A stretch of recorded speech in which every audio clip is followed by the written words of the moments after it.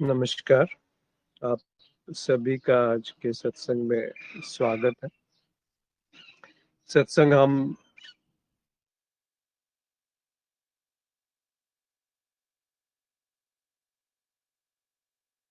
जीवन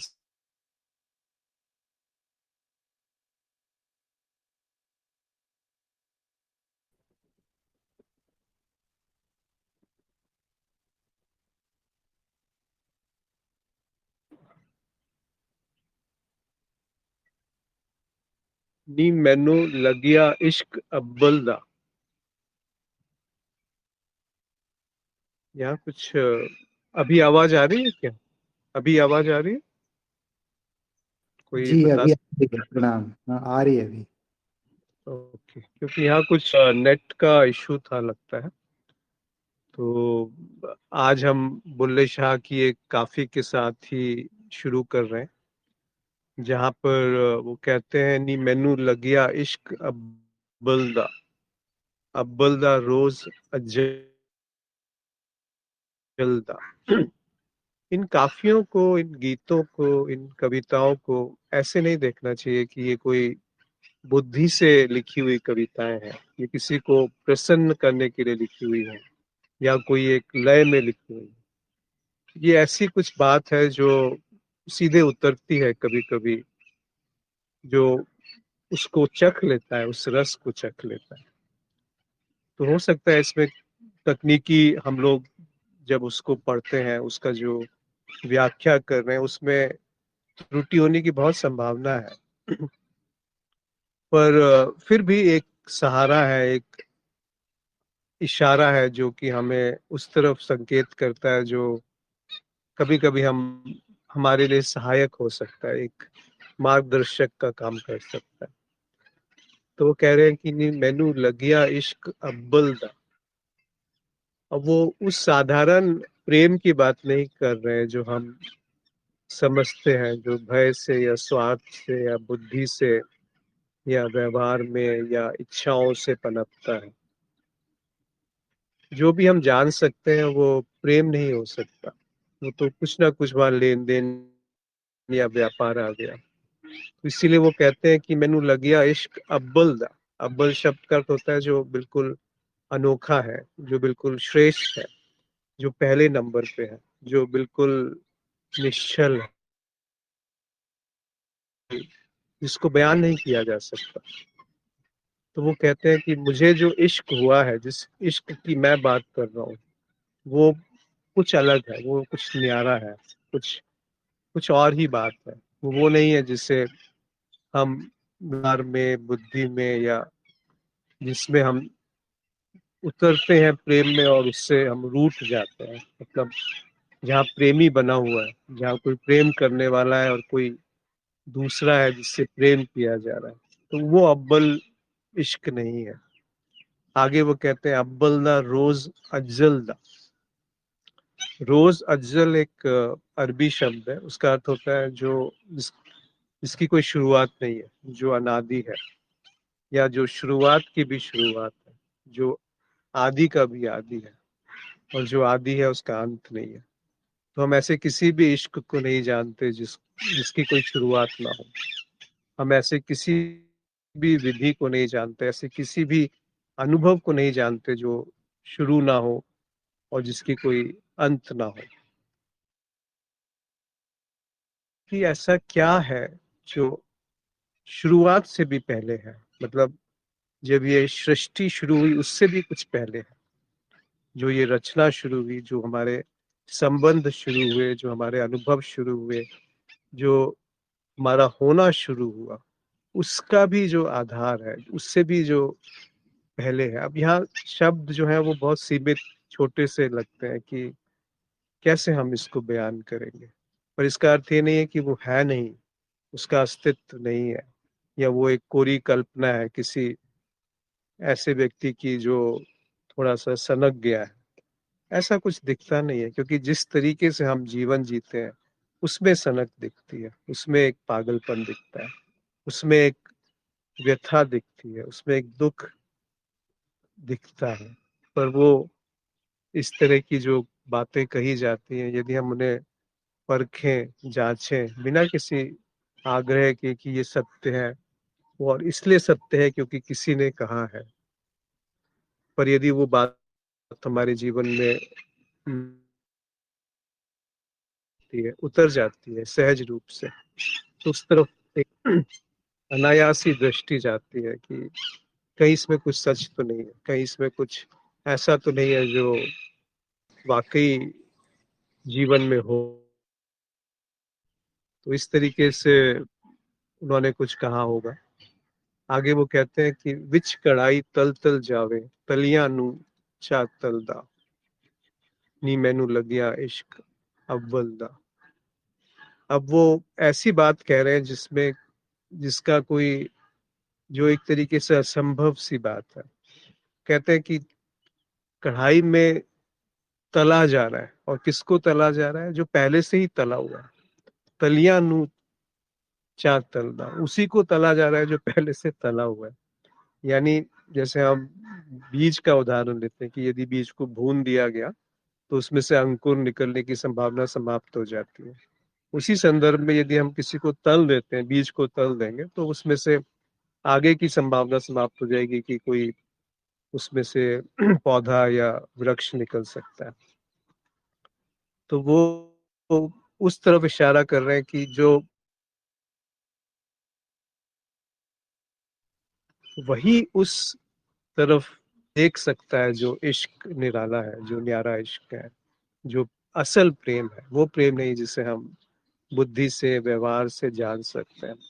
इसका अर्थ ये बिल्कुल नहीं है कि जो हम व्यवहार में या जिसको हम प्रेम समझते हैं उसकी कोई जगह नहीं है, उसकी कोई, उसका कोई आधार नहीं है। पर जब बात सच की आती है, जब बात उसकी आती है, वो क्या है जो दुख से न्यारा है, वो क्या है जो सुख से न्यारा है, वो क्या है जो अंतिम तथ्य है, वो क्या है जहां पर आकर के सारी बात ही समाप्त हो जाती है। यदि हम उस तरफ खोज है, उस तरफ रुचि है, उसके लिए बात कही गई है कि ये जो तला हुआ है उसको तला जा रहा है। मतलब जो पहले से ही समाप्त हो चुका है उसकी समाप्ति है। बिल्कुल असंभव सी बात है बुद्धि के लिए, बिकॉज यहाँ के, क्योंकि यहाँ आकर के बुद्धि समाप्त हो जाती है, वो समर्पित हो जाती है, वो कुछ कह नहीं सकती, क्या कहेगी उसको। हम उसी बात को समझते हैं क्योंकि आगे वो कहते हैं और भी स्पष्ट रूप से, मोया नू ई बलबल मारे, बलिया नू चावलदा, कि जो मर चुका है उसको मारा जा रहा है। मोया मतलब जो मरा हुआ है, और बल बल मतलब उसे बार बार मारा जा रहा है, और बलिया नू बल ना बलदा, और जो जान चुका है उसको और जनाया जा रहा है, या जो मर चुका है उसको ये जानकारी हो रही है। तो ये तो निश्चित बात है, वो उस मृत्यु की बात नहीं कह रहे हैं जो शरीर की मृत्यु है, जहाँ पर एक आयु के बाद या किसी और वजह से शरीर मृत हो जाता है।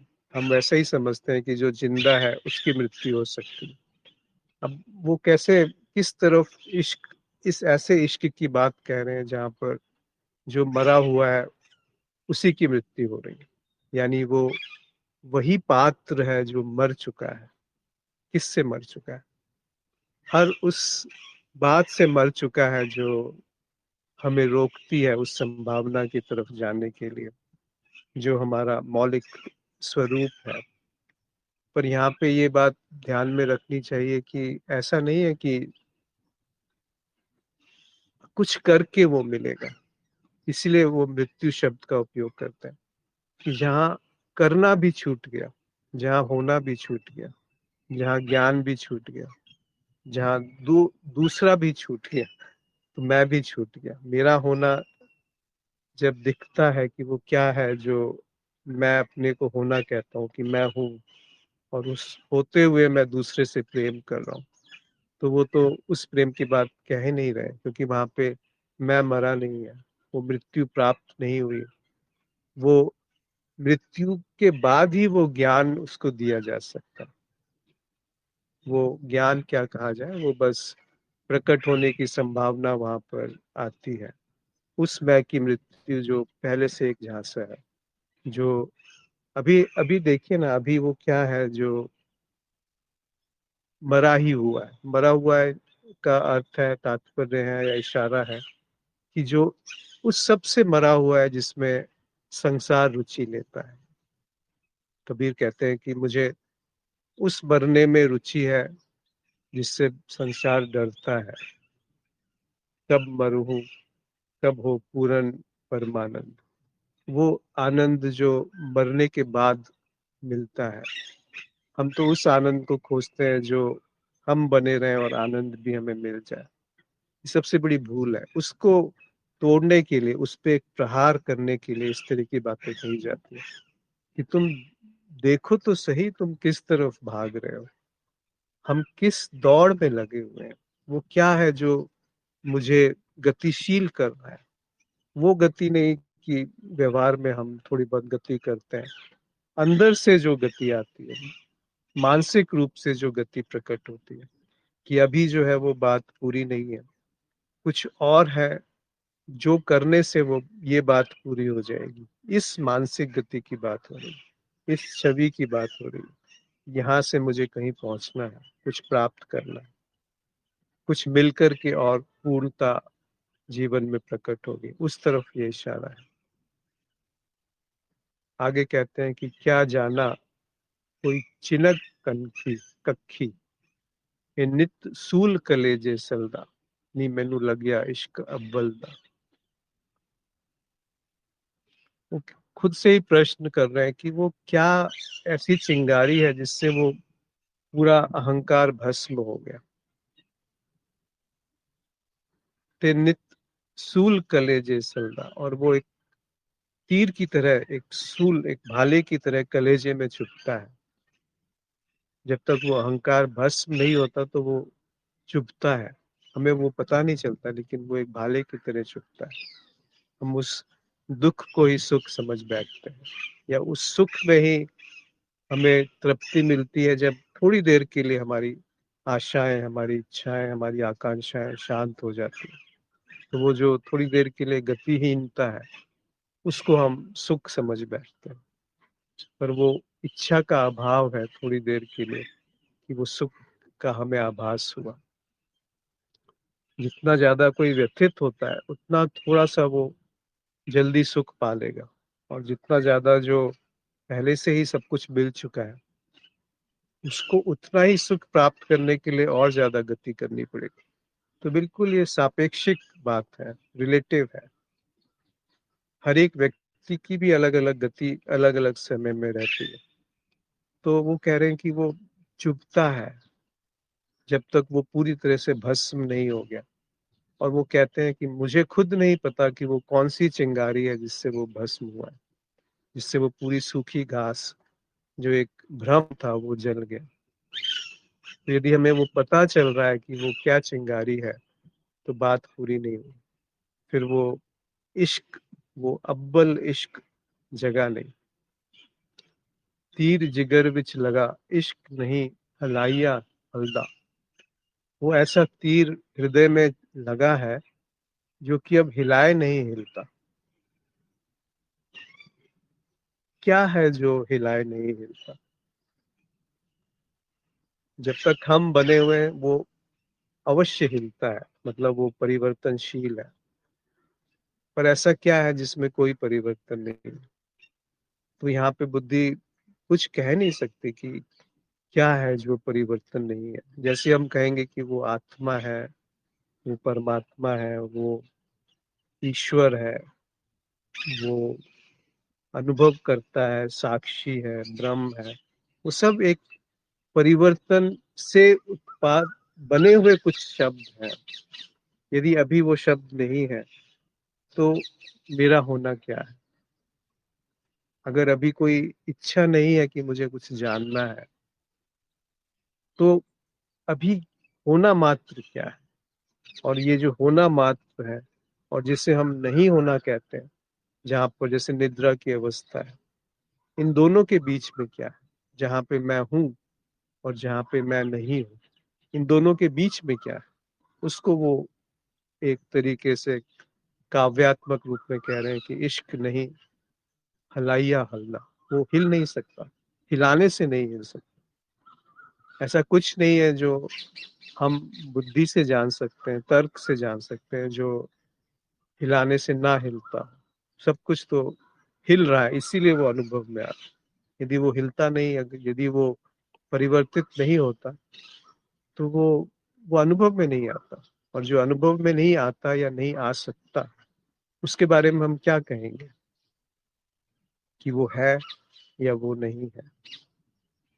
तो अध्यात्म में ज्यादातर शुरुआत में ये सारे सिद्धांत हमें सहायक होते हैं, हमारी सहायता करते हैं, पर थोड़े समय के बाद वही एक बाधा बन जाता है कि मेरे पास हर प्रश्न का उत्तर है। आप कोई भी प्रश्न पूछें, उसका उत्तर पहले से मौजूद है। उन सब को तोड़ने के लिए ये बातें कही जाती हैं कि वो क्या है जो मरा हुआ है और उसको मारा जा रहा है, या वही मर सकता है जो पहले से मरा हुआ है, या वो क्या है जो हिलाए नहीं हिलता, वो क्या है जो जाना नहीं जा सकता और उसी को जाना जा रहा है, या जो जान चुका है उसी को और जनाया जा सकता है। ये ऐसी बात कही जा रही है कि जो अनित्य है उससे हम नित्य की ओर गति नहीं कर सकते। जो परिवर्तनशील है वह अपरिवर्तनीय को नहीं जान सकता, और जो अपरिवर्तनीय है वो उसका आधार है जो परिवर्तनशील है। पर ये क्षमता नहीं है बुद्धि की कि उसको वो समझ सके, क्योंकि बुद्धि उसी में, मन उसी में रस लेता है जहाँ पर उसे उत्तर मिलता है, जहाँ पे निश्चिंतता है, जहाँ पे निश्चितता है कि ऐसा है इसीलिए ऐसा हो रहा है। पर यदि ये बात ही अभी छोड़ दी जाए, अभी ये भाषा को हटा दिया जाए, अभी समय की अवधारणा को हटा दिया जाए, मानसिक समय, वो समय नहीं जो सूरज की गति से या पृथ्वी की गति से बन रहा है, पर जो मानसिक समय है कि अभी जो मेरी स्थिति है उसमें कुछ अभाव है, और ये स्थिति कुछ करने से पूरी होगी। ये जो दूरी है उसको समय कहते हैं, मानसिक समय या मनोवैज्ञानिक समय। उसकी अगर वो नहीं है अभी, तो मेरा होना यानी क्या। यदि कोई देश नहीं है, कोई धरातल नहीं है जिसपे परिवर्तित होता है कुछ, तो फिर किसी भी सिद्धांत की क्या वैधता रह जाएगी। यदि शब्द नहीं है, भाषा नहीं है, स्मृति नहीं है, कुछ जानना नहीं है, कहीं पहुंचना नहीं है, या ऐसे कहें कि जो पहले से पहुंचा ही हुआ है, वो पहुंचने के प्रयास में उसको अनदेखा कर रहा है जो पहले से मिला हुआ है। क्या करके हम उस तरफ दृष्टि ले जा सकते हैं जो हिलाए नहीं हिलता। किस विधि से हम उसे जान सकते हैं जो जानने से परे है। किस विधि से हम उसको मार सकते हैं जो पहले से मरा हुआ है। तो ये बिल्कुल असंभव से प्रश्न है। आगे कहते हैं बुल्ले शाह की, बुल्ला शहूर दा नेहू अनोखा, नहीं रलाइए ललदा दलदा, नी मैनू लग्या इश्क अब्बल दा रोज अज्जल दा। बुल्ले शाह कहते हैं, अपने आप को ही संबोधित कर रहे हैं कि ये बुल्ला को ऐसा दिख रहा है कि जो शहू मतलब जो उनके उनके गुरु हैं, उनके जो मुर्शिद हैं, जो उनके मार्गदर्शक है, कि उसका जो स्नेह है, उसका जो नेहू मतलब स्नेह, उसका जो प्रेम है वो बड़ा अलग है। वो वैसा नहीं है जो शब्दों में लाया जा सकता। नहीं रलाइया रलदा, यानी उस पे कोई रंग नहीं चढ़ता। कितना भी आप उस पे रंग लगाओ, वो उस पे कोई रंग नहीं चढ़ता। तो हम ऐसे किस रंग को जानते हैं जिस पे रंग नहीं चढ़ता। सफेद उस पे रंग चढ़ जाता है, काला उस पे रंग चढ़ जाता है, लाल उस पे रंग चढ़ जाता है। तो वो क्या धरातल है जिस पे सफेद रंग प्रकट होता है या कोई भी रंग प्रकट होता है। वो उस तरफ इशारा है कि ऐसा क्या है जिस अनोखा या इश्क, वो एक कीमिया, एक, एक कला की तरफ बात है या इशारा है, जहाँ पर कुछ है जिस पे कोई रंग नहीं चढ़ता, यानी जो जाना नहीं जा सकता। रंग चढ़ने का अर्थ है कि हम संस्कारित हो जाते हैं, किसी ना किसी चीज से हम संस्कारित हो जाते हैं।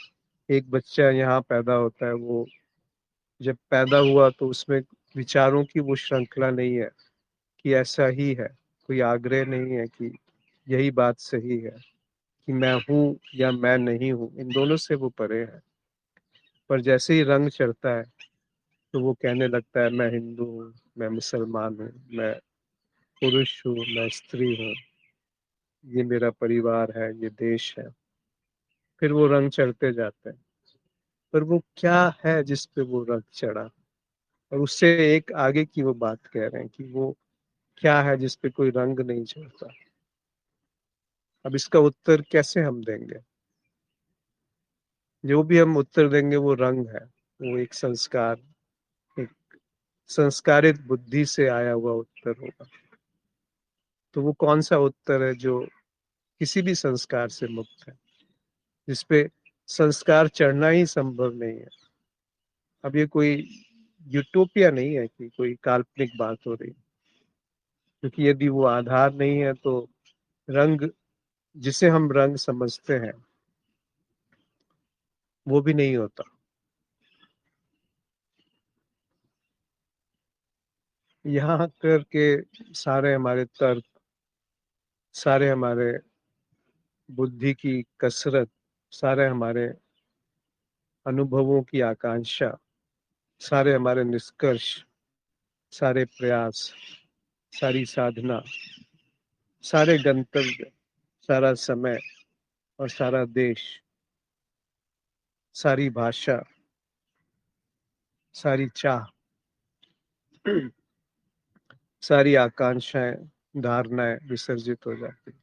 ऐसा नहीं कि कोई विसर्जित कर रहा है, ऐसा नहीं कि हमें उत्तर की आकांक्षा है कि वो क्या है जिस पे कोई रंग नहीं चढ़ता, वो क्या है जिस पे संस्कार जिसको प्रभावित नहीं कर सकते। अगर हम कहते हैं कि ऐसा कुछ नहीं है, तो भी वो एक निष्कर्ष है। अगर हम कहते हैं कि वो अज्ञेय है, वो भी एक निष्कर्ष है। यदि हम कहते हैं कि वो अनजाना है, अनजाना ही रहेगा, वो भी एक तरीके से रंग है। वो क्या है जो बेरंग है, इस पे रंग चढ़ ही नहीं सकता। और उस बेरंग को पाने के लिए हम किस रंग का उपयोग करेंगे? क्योंकि हम जो भी करेंगे वो एक रंग है, हम जो भी सोचेंगे वो एक रंग है, हम जो भी कहेंगे वो एक रंग है, क्योंकि वो रंग है जो उस रंग को ग्रहण कर सकता है। रंग ही रंग को ग्रहण करता है। वो क्या है जो रंग और रंग के अभाव से न्यारा है? क्योंकि जब हम रंग का अभाव कहते हैं, वो भी एक रंग है। बुल्ले शाह कहते हैं कि बुल्ले शेहू ना नेहू अनोखा, नहीं रलाइया रलता। कोई रंग नहीं चढ़ता उसमें, संभव ही नहीं है। जैसे आंखें हैं, आंखों से हम देख सकते हैं, पर आंखों से हम खाना नहीं खा सकते, उसकी क्षमता नहीं है। कानों से हम सुन सकते हैं, पर कानों से हम देख नहीं सकते, उसकी वो क्षमता नहीं है। तो जिसकी जो क्षमता है, बस वो उतना ही तो ग्रहण कर सकती है। तो बुद्धि की वो क्षमता, उस सीमा को ला करके वो हमें पटक रहे हैं कि तुम अपने आप को बहुत श्रेष्ठ समझते हो, बहुत शूरवीर समझते हो, बहुत ज्ञानी समझते हो। वो सब रंग है, वो सब आरोपित ढंग है। वो क्या है जो किसी भी आरोपित ढंग से मुक्त है? अब इसका उत्तर यदि हम बुद्धि से ढूंढने जाएंगे तो वो एक नया आरोपण हो जाएगा, एक नई चेष्टा हो जाएगी। और यदि उत्तर की आकांक्षा नहीं है तो वहीं पे आप पाएंगे कि वो जो मरा हुआ है वो मर गया। वो जो रंग है जिस पे कोई रंग नहीं चढ़ता वो वहां पे प्रकाशित है, पहले से ही वो प्रकाशित है। वो रंग, वो आधार जिस पे रंग नहीं चढ़ता, वो रंग का भी आधार, इसीलिए उसको वो अनोखा कहते हैं। ऐसा नहीं कि वो विशिष्ट है, वो बिल्कुल सहज और साधारण है। ऐसा सहज, ऐसा साधारण कि बुद्धि उसे जानते हुए भी जानना नहीं चाहती, क्योंकि बुद्धि को तो मजा आता है कुछ जटिल हो, कुछ कठिन हो, कुछ समय में हो, कुछ हासिल करना हो। यदि अभी कुछ हासिल नहीं करना है तो बुद्धि की क्या उपयोगिता है। यदि अभी मेरी भौतिक जरूरतें पूरी हैं, मतलब मौसम ठीक है, पेट भरा हुआ है, कुछ करना नहीं है, कुछ पाना नहीं है, कुछ जानना नहीं है, कुछ होना नहीं है, कुछ सिद्ध नहीं करना, फिर क्या है। वो रंग पहले से ही उपलब्ध है जिस पे कोई रंग नहीं चढ़ता। यह रंग चढ़ाने की जो हमारी कवायद है, जो चेष्टा है, जो आग्रह है, उससे वो दूर हो जाता है जो बेरंगा है, जो कभी भी रंग में आ ही नहीं सकता। तो यदि किसी का कोई इस पे कुछ कहना चाहते हैं इस काफी पे, तो उसको ले लेते हैं, नहीं तो एक दो प्रश्न है उसके बाद फिर से इसमें आ जाएंगे। बहुत सुंदर रूप से कहा गया है वो जो कहा नहीं जा सकता। इसको अगर हम केवल शाब्दिक अर्थ की तरह ग्रहण करेंगे तो बहुत बड़ी चूक हो जाएगी, बड़ा धोखा हो जाएगा। कोई और, किसी और को हम धोखा नहीं दे रहे, हम खुद को ही धोखा दे रहे हैं। हम खुद को बना करके ही तो खुद को धोखा दे सकते हैं। वो तो उस तरफ इशारा कर रहे हैं कि जो बन ही नहीं सकता, जो बनाया ही नहीं जा सकता, जो कभी बना ही नहीं। और जो कभी बना ही नहीं वो अभी उपलब्ध है, वो कहीं भविष्य में उपलब्ध होगा, फिर चूक जाएंगे। वो कभी था, अभी नहीं है, फिर चूक हो जाएगी। या वो मेरे कुछ करने से मिल जाएगा, फिर हम चूक जाएंगे। कि वही बुद्धि जो संसार में भागती है, वही बुद्धि अध्यात्म में प्रयास करना चाहती है। ढंग ढर्रा वही है, तो उसकी तरफ वो इशारा कर रहे हैं कि वो जो मरा हुआ है उसको मारा जा रहा है, वो जो तला हुआ है उसको तला जा रहा है, वो जो जाना हुआ है उसको जाना जा रहा है। वो जो रंग का आधार है जिस पे कोई रंग नहीं चढ़ता, वो उसकी अभिव्यक्ति है। तो वो इशारों से बात कही जाती है। एक दो प्रश्न है कि क्या दुनिया, सत्य, ज्ञान और आत्मा आदि केवल अवधारणा ही है जो मन की सीमित संरचना के माध्यम से और उसके भीतर निर्मित होते हैं। ये सब अवधारणा है, ऐसा नहीं कहा जा सकता। जब आप दुनिया कहते हैं शायद आप प्रकृति की तरफ इशारा कर रहे हैं। सत्य को अवधारणा कैसे कहा जा सकता है? पर जो सत्य के बारे में हम जानते हैं वो अवधारणा है। पर सत्य मात्र अवधारणा नहीं, प्रकृति मात्र अवधारणा नहीं, ज्ञान एक अवधारणा है। और आत्मा, यदि हम आत्मा शब्द का उच्चारण करेंगे, उसका अर्थ ढूंढेंगे, तो वो एक अवधारणा है। पर आत्मा को यदि हम समझेंगे, जो तत्व है, वो जो आधार है जिस पे कोई रंग नहीं चढ़ रहा, तो फिर वो अवधारणा नहीं, फिर वो एक सत्य है।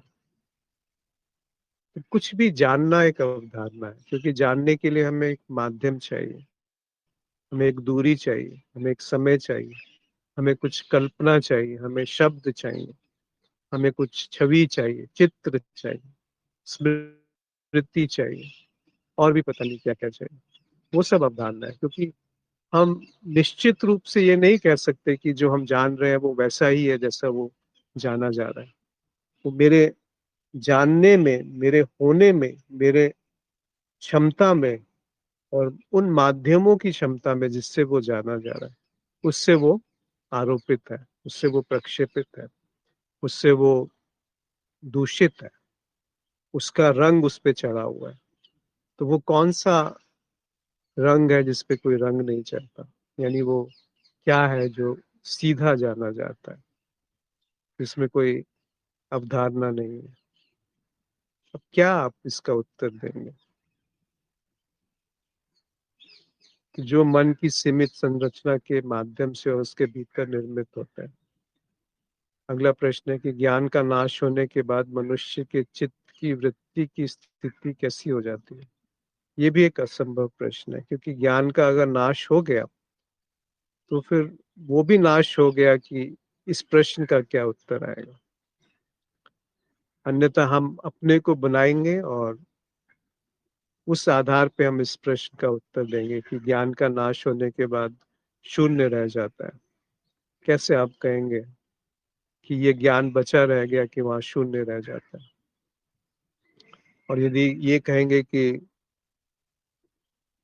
ज्ञान का नाश होने के बाद समाधि हो जाती है, तो वो कौन है जो ये बात कह रहा है कि ये समाधि है? क्योंकि वहां ज्ञान होना चाहिए, तभी तो वो कहेगा कि ये समाधि है। तो ज्ञान का नाश होना क्या होता है, ये उस उस बात में खुद उतरने से शायद जीवन में वो प्रकट हो कि ज्ञान का नाश होना यानी क्या। ये बड़ी विचित्र सी बात है, अनोखा इश्क है, जहाँ इश्क और ज्ञान दोनों एक साथ प्रकट होते हैं।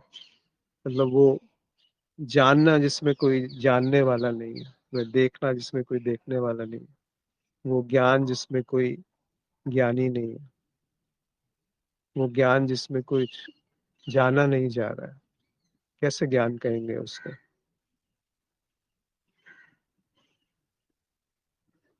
वो ऐसी भी अवस्था नहीं है जहाँ पर सब सब कुछ भी नहीं है, ऐसी भी बात नहीं होगी कि वहां सब कुछ समाप्त हो गया। उस वृत्ति की स्थिति कैसी हो जाती है, वो तो खुद ही पता चलेगा। हो सकता है जो ये बात कह रहा है कि उस समय की स्थिति ऐसी होती है, वैसी होती है, शरीर जो है हवा में तैरने लगता है, या मैं शरीर से बाहर निकल करके अपने शरीर को ही देखने लगता हूँ। अगर ये हुआ है तो भी किसी के साथ है ना, जो वो उस ज्ञान को संकलित करके, संचलित करके, इकट्ठा करके रखा हुआ है, तो फिर वहां ज्ञान का नाश कहाँ हुआ? और हम तो उसकी कल्पना करने लगते हैं कि किसी विशिष्ट व्यक्ति के साथ इस तरह का अनुभव हुआ जिसको एनलाइटनमेंट या संबुद्धि या बुद्धत्व कहा गया, तो मुझे भी वो होना चाहिए। किस विधि से उसे वो मिला, वो विधि मैं करूंगा तो मुझे वो प्राप्त हो जाएगा। तो ज्ञान का नाश कहाँ हुआ? अपने साथ होने का मतलब क्या है? अपना ना होना, अपना विदा होना। अपने साथ होने का मतलब है कि जो भी अभी है उसको वैसा देखा जाए जैसा वो अभी है। क्या ये संभव है? तो उसमें मेरी कोई भी भूमिका नहीं होगी। मेरी एक छोटा सा भी मेरा हस्तक्षेप मेरे साथ होने को बाधित कर देता है। वो संग क्या है जिसमें मैं हस्तक्षेप नहीं करता? वो है अपने साथ होना। और आप पाएंगे कि उसमें अपना होना भी विदा हो जाता है। ये विश्वास मत कीजिए, इसको इसको मान मत लीजिएगा। देखिए करके खुद क्या ऐसा होता है। एक और प्रश्न है कि अगर कोई यह घोषणा करता है कि कर्म मेरे नहीं है, तो इसका मतलब क्या निकाला जाए? कि वह अज्ञेय की स्थिति में है? मतलब आप क्यों कुछ अर्थ निकालना चाहते हैं कि कोई और किस स्थिति में है? कोई और है भी? पहले जब मैं ही नहीं हूं तो कोई और कैसे होगा? और अज्ञेय की स्थिति क्या होती है? स्थिति तो ज्ञात की हो सकती है या अज्ञात की हो सकती है। जिसको जाना जा रहा है या जिसको जाना जा सकता है, उसकी स्थिति हो सकती है। अज्ञेय की कौन सी स्थिति हो सकती है? अज्ञेय शब्द को हल्का मत लीजिए। अज्ञेय का अर्थ है जिसे जाना नहीं जा सकता, जो ज्ञात के क्षेत्र में आ ही नहीं सकता। एक है अज्ञात जो जाना जा चुका है, एक है अज्ञात जिसको जाना जा सकता है। जैसे पहले हमें बहुत सारे नियम पता नहीं थे प्रकृति के, पर वो धीरे धीरे हमने खोजे और उससे जीवन में सुविधा सहूलियत हुई, तो वो अज्ञात से ज्ञात में से उसकी गति हो गई। पर वह क्या है जो अज्ञेय है, जो किसी रंग से रंगा नहीं जा सकता?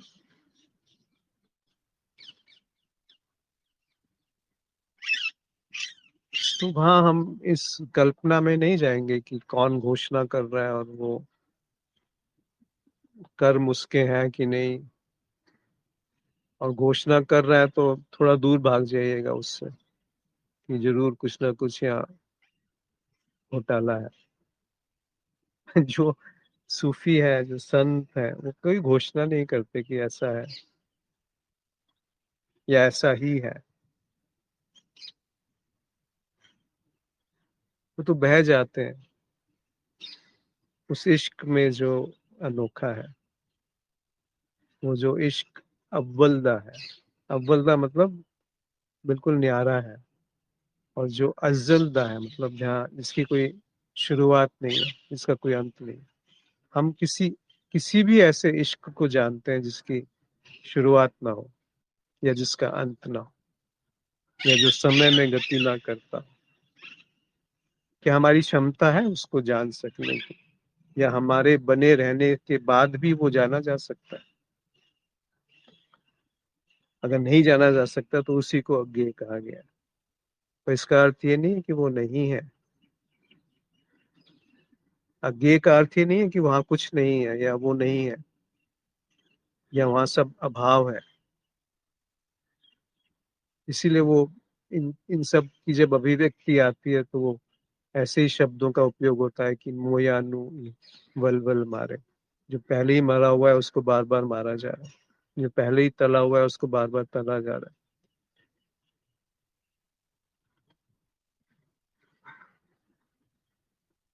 वो ऐसा इश्क है जो हिलाए नहीं हिलता।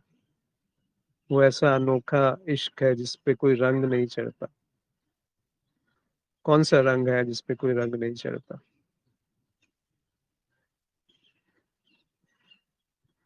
जी।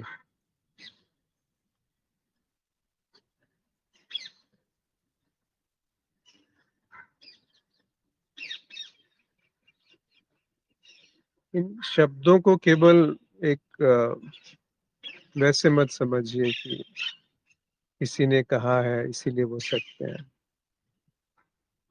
इन शब्दों को ऐसे भी मत समझिए कि ये बेकार की बात है। ऐसा कुछ होता नहीं है, ये सब किसी पागल की गीत है। ऐसा भी मत समझिए कि बहुत ज्यादा कोई संजीदा या सीरियस बात हो रही है। वो जो कहा गया है उसको परखिए। हम भी बुद्धि की जो काबिलियत है उस पे संशय नहीं करते। हम समझते हैं कि हम हैं और हम बुद्धि का उपयोग करके वो हासिल कर लेंगे जो हम चाहते हैं, और हम जो हासिल कर लेंगे उसके बाद हमारी स्थिति सुधर जाएगी। उसको सब को खारिज कर दिया। इसका अर्थ ये नहीं कि आज से मैं खाना खाना बंद कर दूंगा, आज से शरीर को का कोई रख रखाव नहीं होगा, सारे संबंधों को छोड़ के जंगल में चला जाएगा। जब तक जाने वाला है, जब तक छोड़ने वाला है, जब तक एक कोई भी ऐसा व्यक्तित्व है, तो वो व्यक्तित्व ही रंग है। वो चढ़ा चढ़ाया रंग है। वो रंग क्या है जिसपे कोई रंग नहीं चढ़ता? वो मरना क्या है जो मरने वाले जो मरा ही हुआ है उसको मारा मारा जा रहा हो? वो क्या है जो हिलाए नहीं हिलता? इन प्रश्नों के उत्तर नहीं आ सकते, बुद्धि से तो नहीं आ सकते। जीवन में उतरे तो अलग बात है।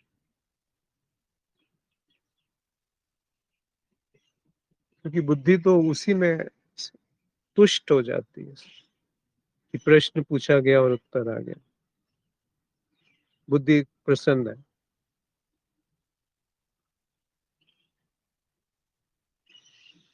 और फिर वो जिद है कि जो उत्तर है वही बात सही है, मेरे गुरु सही है, मेरा धर्म सही है, मेरी नीति सही है, मेरा राष्ट्र सही है, मेरा परिवार सही है, मैं सही है, मैं, मेरा। यदि ये दोनों अभी नहीं है तो क्या है?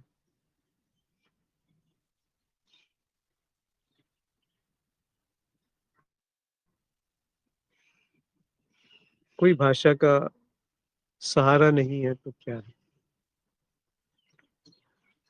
कोई संस्कार, कोई रंग नहीं चढ़ा है तो क्या है? यदि हम कहते हैं कि तो आत्मा है, तो साक्षी है, वो भी रंग है। उसके लिए रंग नहीं होगा जिसने ये पहली बार कहा होगा, पर जैसे हम उसको सुन करके दोहराते हैं तो वो रंग है। कोई भी दोहराव एक रंग है। बुल्ले शाह कह रहे हैं कि वो क्या है जिसपे कोई रंग नहीं चढ़ता? कौन सा ऐसा रंग है जिसपे कोई रंग नहीं चढ़ता, जो हम जान सकते हैं, जिसको हम पहचान सकते हैं, जिसको हम अनुभव कर सकते हैं?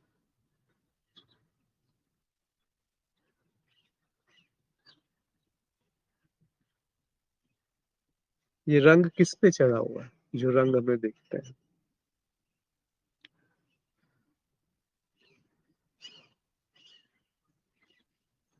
जी। तो कोई कुछ कहना चाहते हैं तो कह सकते हैं।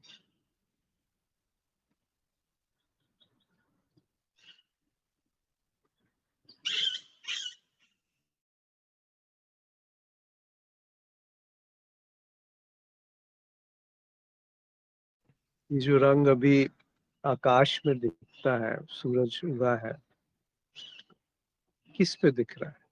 किस पे वो बना है? ऐसा कौन सा रंग है जिसपे कोई और रंग चढ़ ही नहीं सकता? वो कौन सा धरातल है जिसपे, जिसका कोई धरातल नहीं?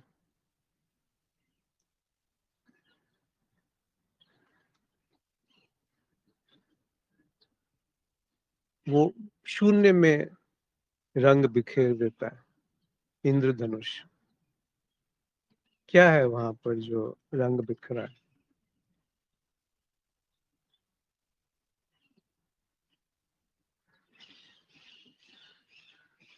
रंग बिखर के भी नहीं बिखरता, वो हिलाए नहीं हिलता, वो जाने नहीं जाना जाता, वो भुलाए नहीं भूलता। ऐसी बात नहीं है कि अभी हम जिंदा है और थोड़ी देर में मृत्यु हो जाएगी, शरीर की मृत्यु हो जाएगी, वो तो होनी ही है। पर वो जिस पे रंग नहीं चढ़ता उसकी मृत्यु कैसे होगी? जो ये कहता है कि मेरी मृत्यु हो जाएगी, उसकी मृत्यु निश्चित होगी, हो ही जाती है। हर हर रात हमारी मृत्यु होती है जब निद्रा होती है।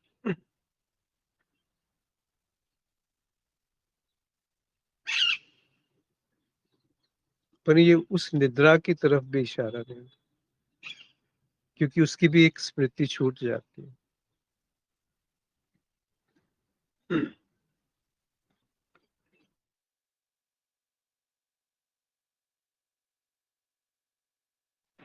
जी, कोई मित्र कुछ कहना चाहते हैं? नहीं तो ये तो एक मोनोलॉग जैसा हो गया।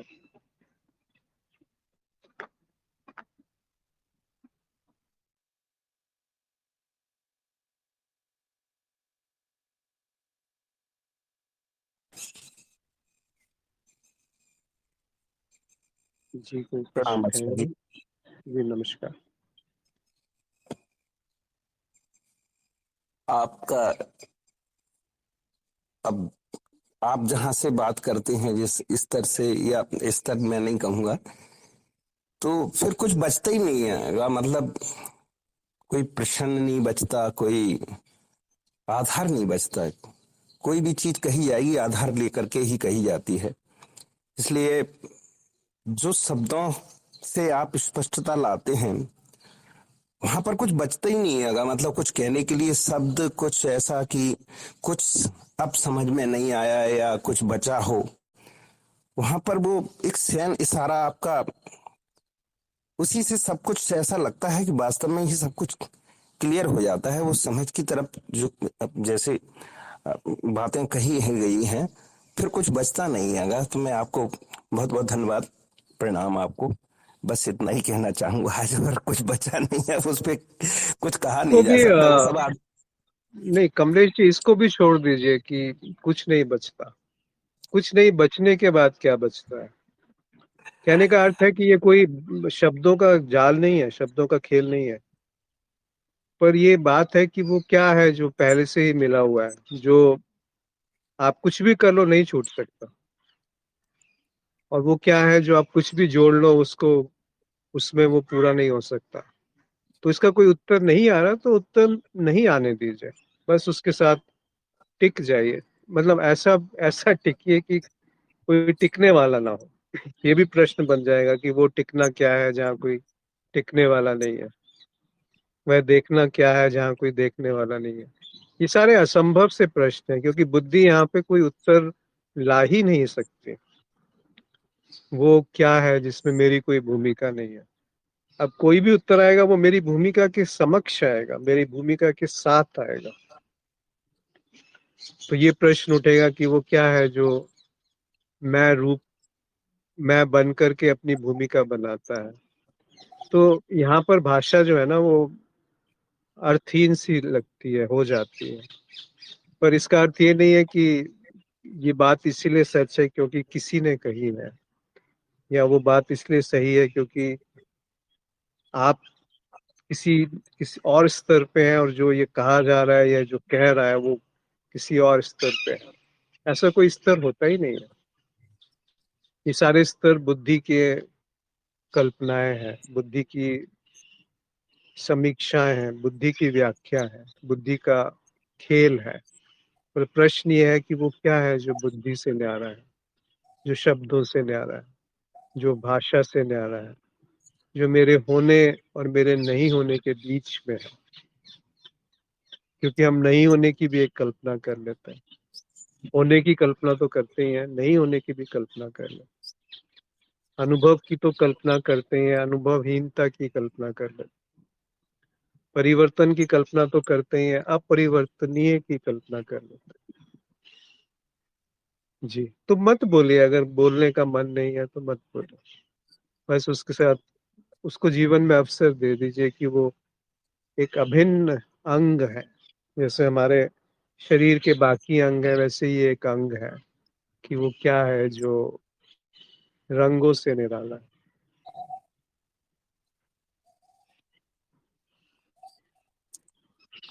ऐसे डूबे कि कोई डूबने वाला ना हो। ओशो कहते हैं कि जो डूबा वही तरा, जो तैरा वो डूबा। तो डूबा मतलब क्या? या कबीर कहते हैं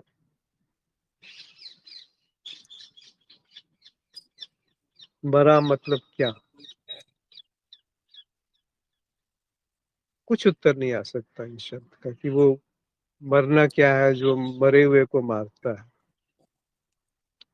क्या बोलेगी बुद्धि कि मरे जो मरा ही हुआ है इसको कैसे मारेगा कोई?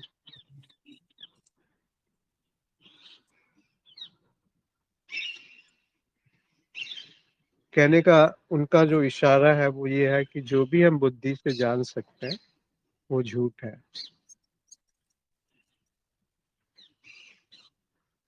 या दूसरी तरीके से कहें, जो भी हम बुद्धि से जान सकते हैं वो सत्य नहीं है। अब कहने के लिए क्या रह गया?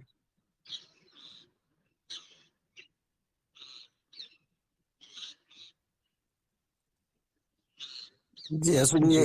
जब ये सारा अस्तित्व की तरफ हो जाता है तो फिर कुछ नहीं बचता। आप वहां पर मतलब अभी प्रसन्न तो बुद्धि के ही थोड़ी स्तर देर से के आते लिए हैं। इसको भी छोड़ दीजिए कि कुछ नहीं बचता।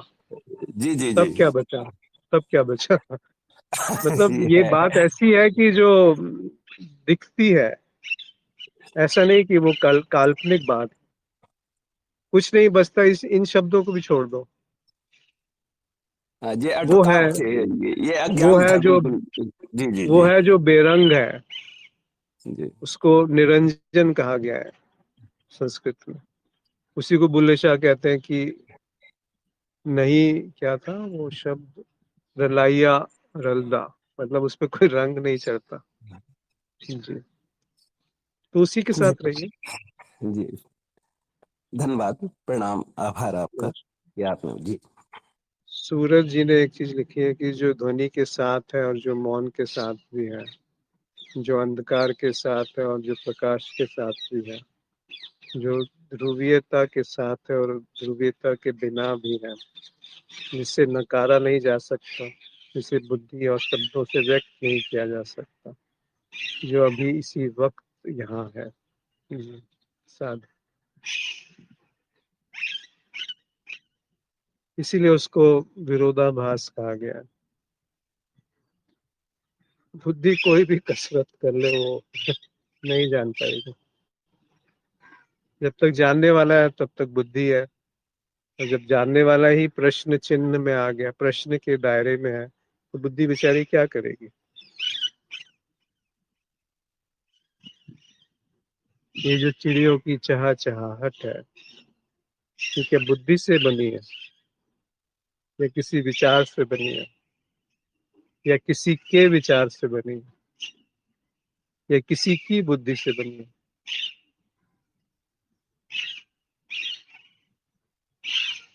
ये जो सुनना है, ये केवल सुनना मात्र, ये किससे बना है? क्या सुना जा रहा है उसका महत्व नहीं है, केवल सुनना मात्र, केवल दिखना मात्र। क्या हमारी भूमिका है कि हम कुछ देख रहे हैं या दिख रहा है? क्या करके हम ज्यादा शुद्ध तरीके से देख सकते हैं? शुद्ध देखना यानी क्या? अशुद्ध देखना क्या होता है? अशुद्ध देखना एक ही चीज है जिसमें मैं अपनी स्मृति के साथ मौजूद रहता हूँ, इसमें मैं अपनी किसी आकांक्षा के साथ उपलब्ध रहता हूँ। और शुद्ध देखना यानी जहाँ मैं नहीं रहता, केवल दिखना मात्र है। दिखने मात्र में क्या हमारी भूमिका है?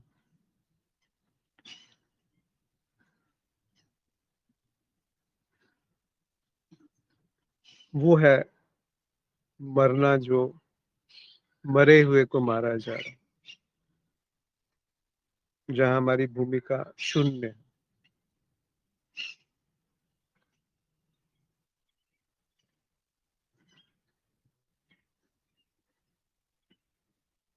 प्रकृति में कोई अहम नहीं है,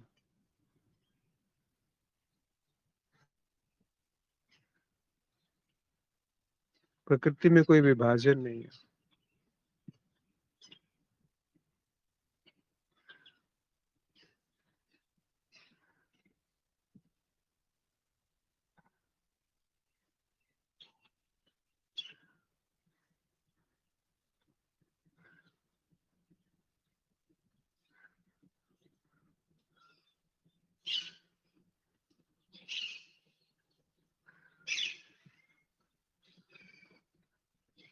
वो जीना क्या है जिसमें कोई जीने वाला नहीं?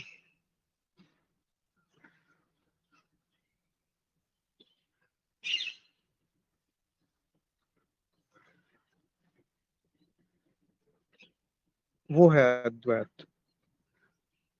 जब तक जीने वाला है तब तक एक जीवन है और एक जीने वाला है, दो है।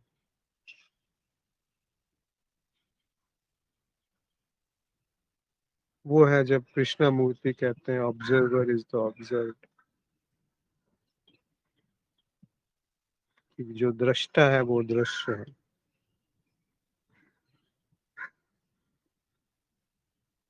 दृष्टा भी दृश्य से बना। दृश्य हटा लीजिए तो दृष्टा का क्या होना क्या है?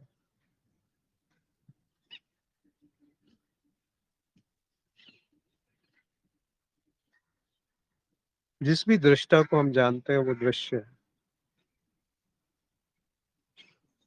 जिस भी दृष्टा को हम जान सकते हैं वो दृश्य है। तो क्या है जो जानने से मुक्त है? वो क्या है जो जानने वाले से मुक्त है? वो है वो रंग जिस पे कोई रंग नहीं चढ़ता। उस चित्त की दशा क्या है जो इस बात पे राजी है?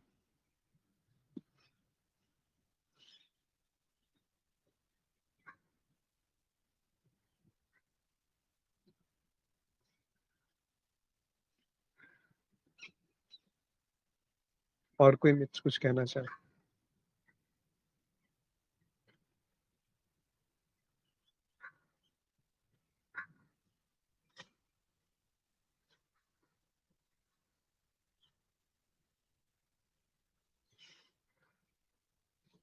नानक कहते हैं हुक्म रजाई चल,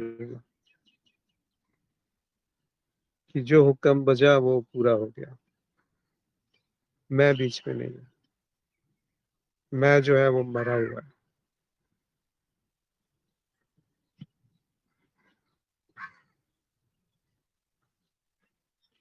मैं मरा हुआ है भी कहना बेकार की बात है, क्योंकि मैं है ही नहीं। जो है ही नहीं वो मर रहा है, इसलिए उस मरने को वो कहते हैं कि वो जो मरा ही हुआ है उसको मारा जा रहा है। जो तला ही हुआ है उसको तलाया जा रहा है। जो हिल ही नहीं सकता वो क्या है जो हिलाए नहीं हिल सकता?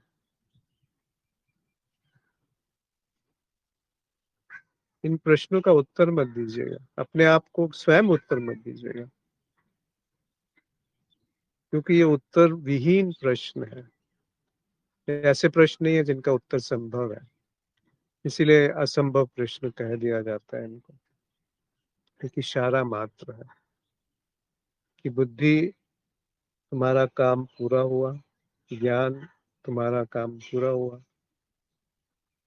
अब विसर्जित हो जाओ। हमारा कुछ भी प्रयास जानने का हमें उससे वंचित कर देता है जो मिला ही हुआ है।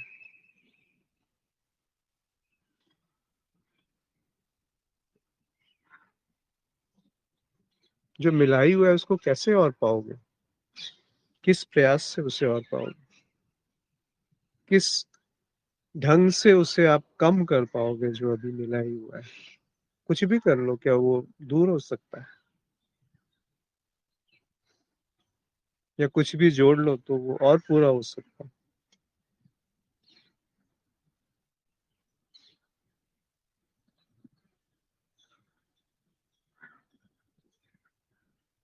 न कोई भाषा, न शब्द, न कोई चाह, न कोई आशा, न भविष्य की कोई चाह कि भविष्य में वो मिल जाएगा, न भूत का कोई गम कि वो ऐसा क्यों हुआ, न जो प्रेजेंट मोमेंट है, जो वर्तमान है, उसमें कुछ सिद्ध करना है। तो क्या रहा?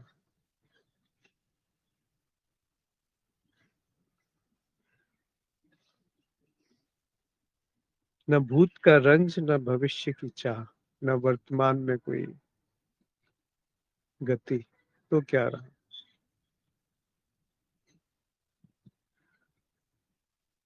ऐसा नहीं कि वो गति हम गति में होकर के उस निर्गति में जाए, या उस ऐसी जगह जाए जहाँ कोई गति ना हो। यदि हम है और गति नहीं है तो वो गति नहीं है कि कल्पना है। यदि ज्ञान है कि मैं गति नहीं मैं हूं, तो वो गति नहीं होने की चाह है या उसका स्मरण है। जब ना स्मरण है ना चाह है, जो बीत चुका, जो घट चुका, उस वो छूट गया, छूट ही गया है, कुछ कर सकते हो उसको लाने के लिए भी। और जो नहीं आया उसको कुछ ला करके अभी प्रकट कर सकते हो, तो बचा क्या? तो वर्तमान भी नहीं बचता। यदि भूत और भविष्य नहीं है तो वर्तमान यानी क्या?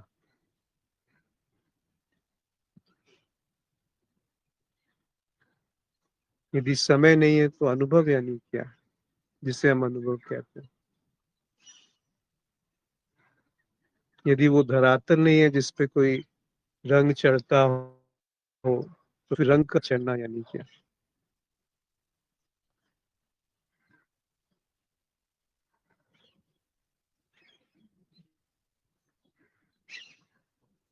हम रंगों में फंसे हैं,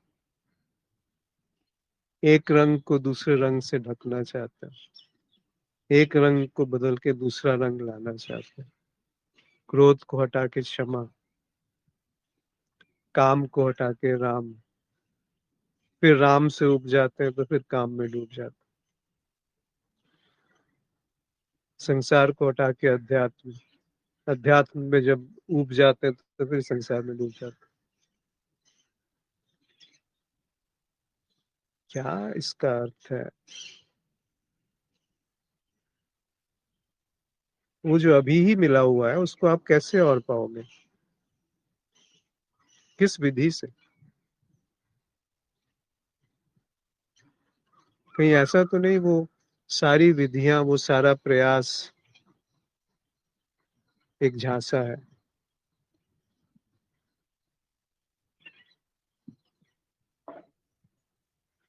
मरे हुए को कैसे मारोगे? जीवित को मार सकते हो, मरे हुए को कैसे मारोगे? जो मिला ही हुआ है उसको कैसे पाओगे?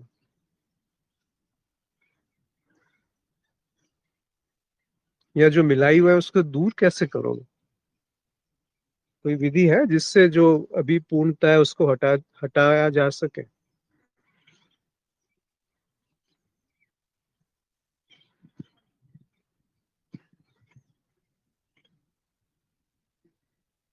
जी, और कोई कुछ कहना चाहते हैं? अन्यथा यहाँ पे आज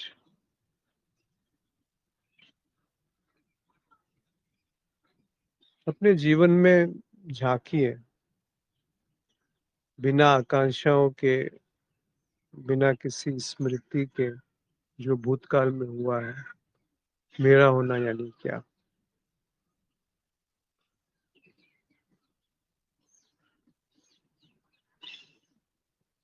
कहाँ है मेरा होना? बिना शब्दों के, बिना भाषा के, बिना समय के, बिना किसी देश के, मानसिक देश के, मेरा होना यानी क्या?